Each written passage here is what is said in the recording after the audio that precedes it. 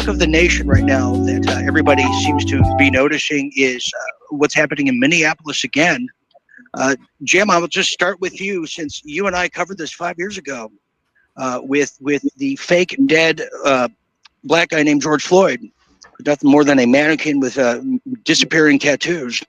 But never mind that. Here we are again 5 years later, Jim. What are we to make of everything happening in Minneapolis?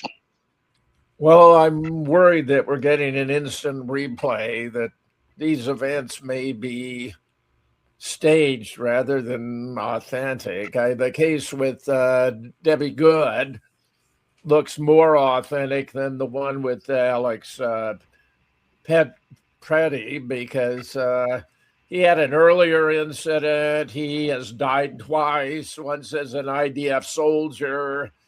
And there are a lot of manipulations to make his character look less apparent, more American, less Jewish. I'm worried.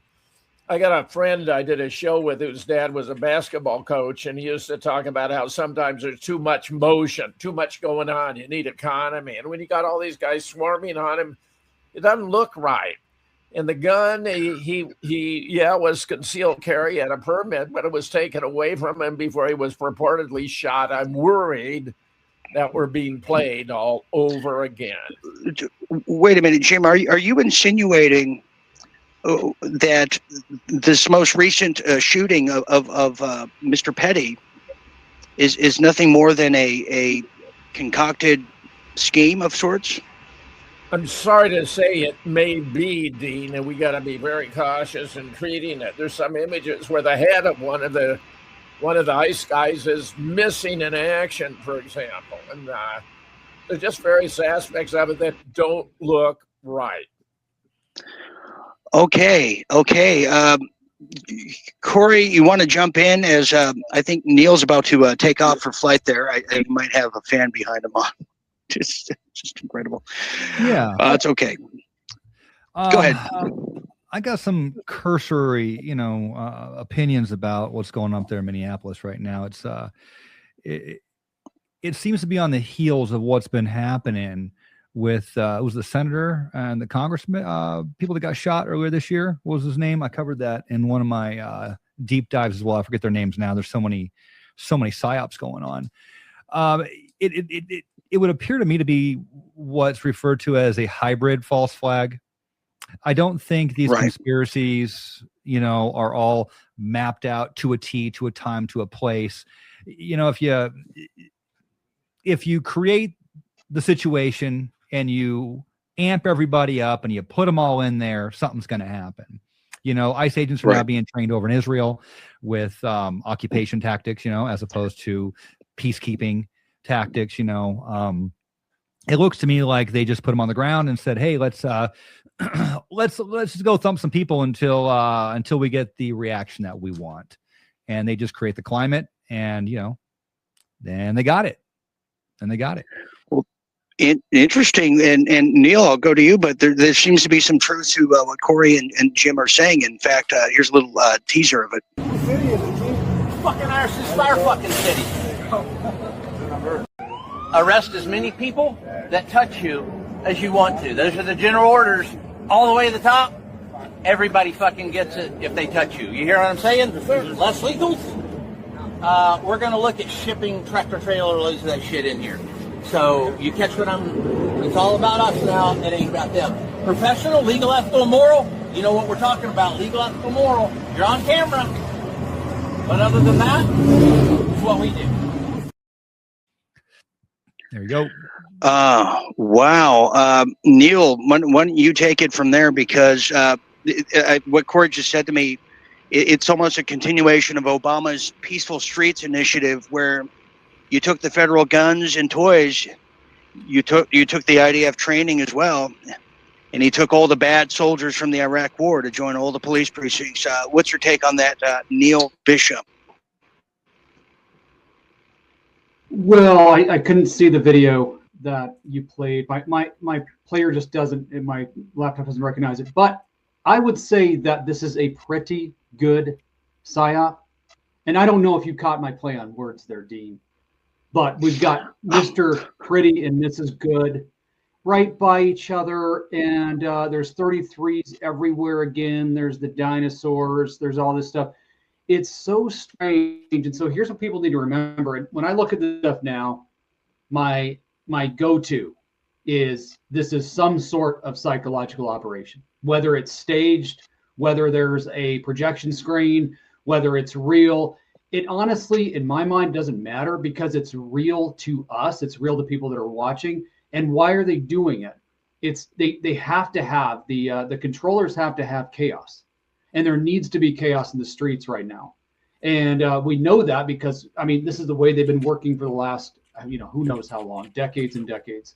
And so if they don't have chaos, then they're not able to further their agenda, which is ultimately what Trump's been talking about, and that's a police state. And Trump's been on there. Trump's been talking about this for years, but giving immunity to police officers, not being able to sue them, and then martial law and taking law enforcement, federal law enforcement to the street and all this stuff. My take right now is if this is really happening in Minnesota, the federal government should get completely out of it. Give Minnesotans the opportunity to deal with it. If they don't want to deal with it, then border it off and make it its own little Somalian state. And the rest of us can go back to our lives and they can do whatever they want in Minnesota. That's kind of my take right now. Sure. Well, here's what I'm seeing, everybody, is this is exactly what it is.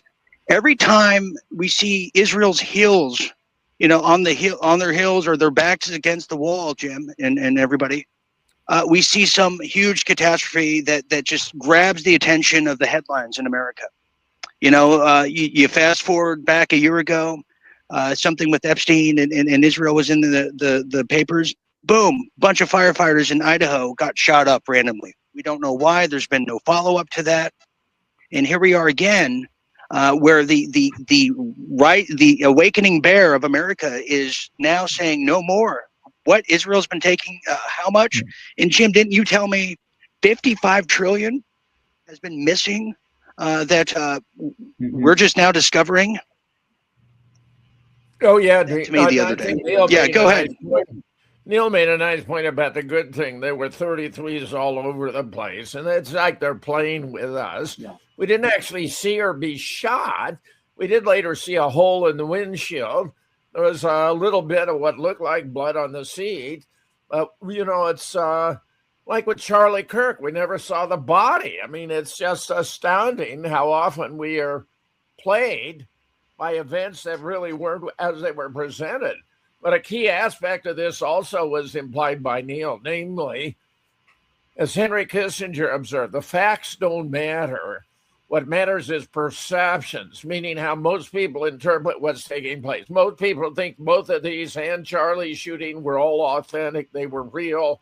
Charlie's dead. Debbie's dead. Alex is dead. They believe it 100%. And it's making a big difference politically. I'd say so because, Corey, it seems to be Kristi Noem seems to be on the chopping block. Here we are with Marco and Brian today. They're letting me roll with them. We're going to go out and pick up somebody who I think is got charges of human trafficking. Earlier had an op that swept up somebody who was wanted for murder. So appreciate the good work that they do every day, and we appreciate them working to make America safe. All right, my thoughts. First of all, Kristi Noem's doing what she's told to do. Pam Bondi's doing exactly what she is told to do.